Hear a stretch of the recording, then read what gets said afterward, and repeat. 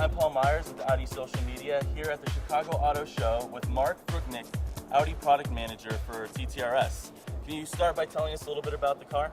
Yes, well, this is the debut of the car at an auto show in the US. The 2.5-liter 5-cylinder engine in this wonderful car rockets it to 100 kilometers per hour in 4.2 seconds.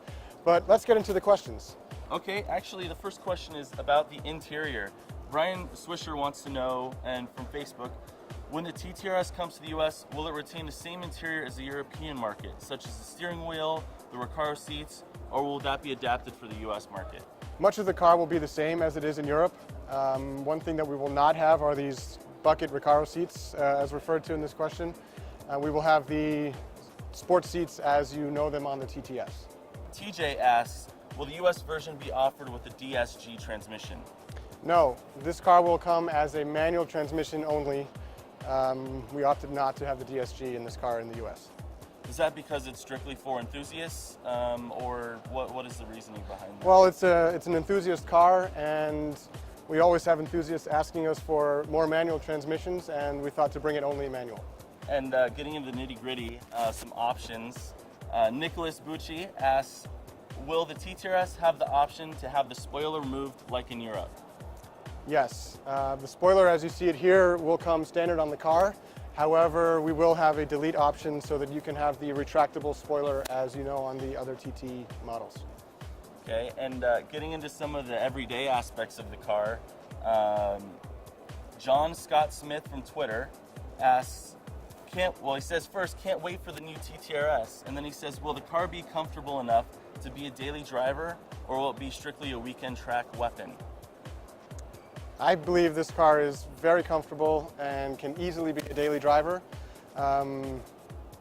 Starting from the clutch to the seats to the ride comfort, this car is definitely comfortable enough for a daily driver.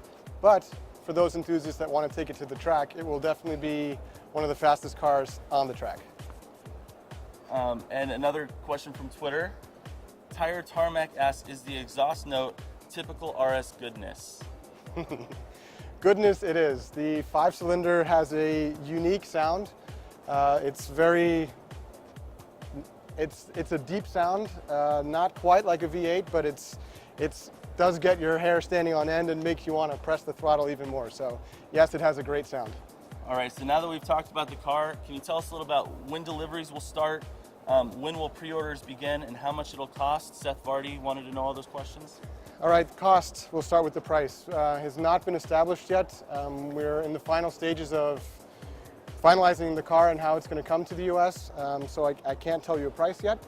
As far as when we're going to get the car, it will come in late summer, so August, September timeframe, somewhere in that range. You can go to your dealer now and tell your dealer you'd like to have one, and start the conversation tomorrow. Great. And moving on from the TTRS, some people with the TTRS here, it sparked interest for them for the RS3. So can you tell us a little bit about if that car will be available in the US? Several people asked that question on Facebook and Twitter. The RS3. You know, we have to always look at which model lines we bring to the US, not to segment ourselves too much, and currently the RS3 is not in the plan. However, the option is always open, but right now it looks like it will not make it to the US shores. Okay, another RS model, the RS5. Dimitri Trush asks, when is the RS5 coming? 2012? Yes, we have confirmed that the RS5 will make it to the US, and it will come about a year later from the TT RS. Okay, we actually had quite a few questions here from our Facebook fans and Twitter followers about the engine. It's a special engine, so maybe you can tell us a little bit about the specs. Yeah, this engine has quite a bit of heritage going back to the late 70s, early 80s. It's an inline 5-cylinder, 2.5-liter turbocharged engine, has the highest horsepower in its competitive set, and a great torque curve from 1,600 RPM all the way to 5,500, making this car absolutely phenomenal to drive at any speed in any gear. That's fantastic. Mark, thanks for your time. Really appreciate it. Thanks for taking us around You're the welcome. car.